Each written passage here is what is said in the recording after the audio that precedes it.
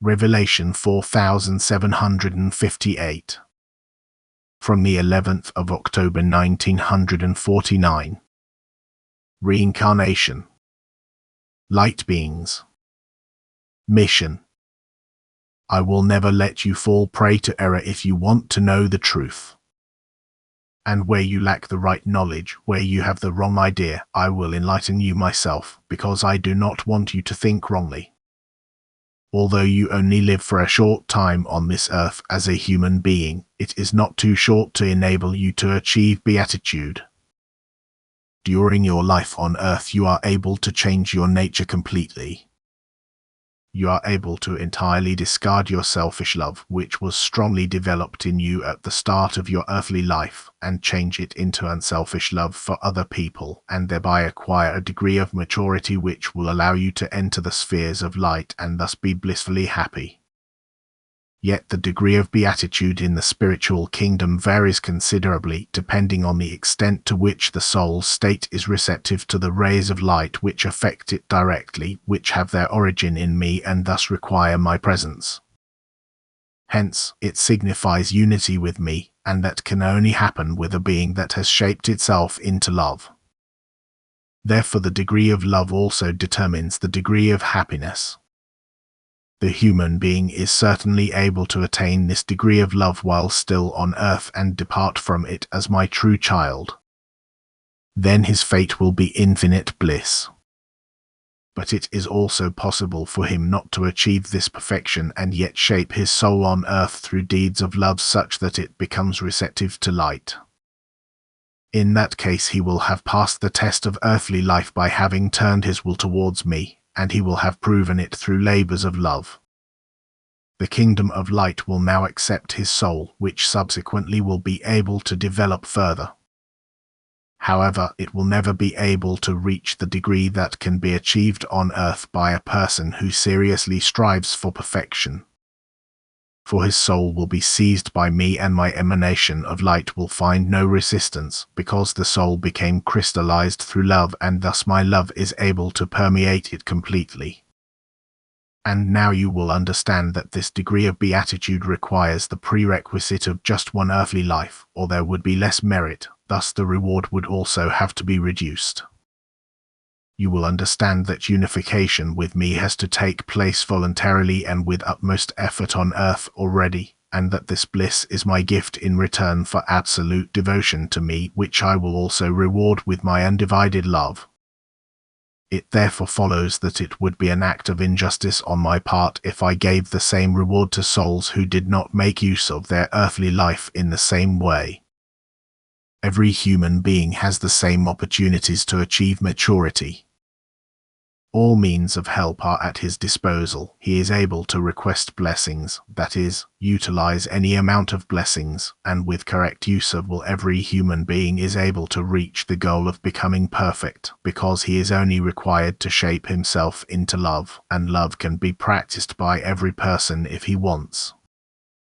I truly do not expect anything unattainable from you humans, since the help of Jesus Christ is available to you after all, which so strengthens the right will that it can be put into practice. You humans could all become blissfully happy if only you wanted to.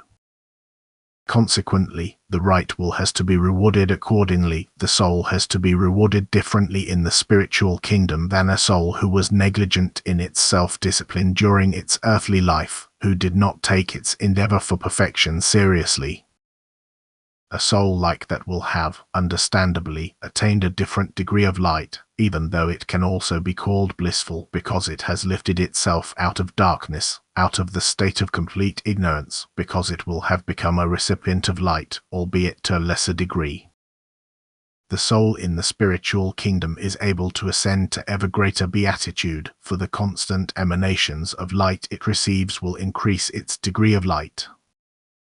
This explains why a reincarnation on earth for the purpose of full maturity would be unnecessary as well as pointless, since the soul's past memory has to be taken away and only free will would be decisive once again, which could just as well fail.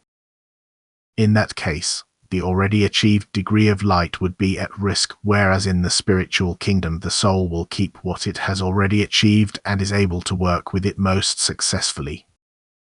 The return of a light being to earth for the purpose of a mission is an act of utmost love and mercy, because every liberated soul finds life in the flesh intolerable once it has but a glimmer of knowledge.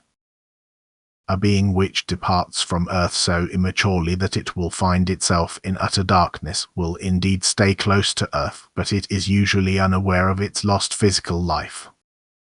It has an immense craving for earthly possessions, yet to return a being like that to earth would truly be neither wise nor loving, for its will would never endeavor towards higher development, because the greed for matter needs to be overcome. This is far more difficult on earth than in the spiritual kingdom, where the being is able to recognize the insubstantiality of matter, and disassociation from it already signifies the beginning of its ascent. A being with a faint glimmer of awareness is extremely happy in its spiritual state and will never long for the restraint of earthly life again. But to possess a faint glimmer of awareness means to possess a small amount of knowledge that corresponds to the truth, and this possession makes the being very happy already, because it is able to work with its spiritual wealth. Thus it is urged by love to share its possession with needy souls. However, every deed of love increases the influx of light, it increases knowledge and intensifies beatitude. Such a being will never surrender its free spiritual state in order to return to earth, because it realizes that it is able to ascend in the spiritual kingdom and that its work is needed. When, by comparison, a light being incarnates on earth, it is an act of utmost love and mercy, which already needs a high degree of love, for it involves helping misguided people living in utter darkness who require exceptional help so as not to descend into the abyss.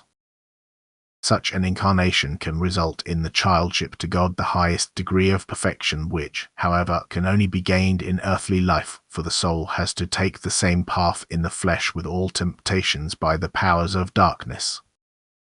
It enjoys no privileges as a result of its former maturity. Merely a total descent into the abyss is impossible, since it is protected by spiritually mature souls who will indeed help but not force its will.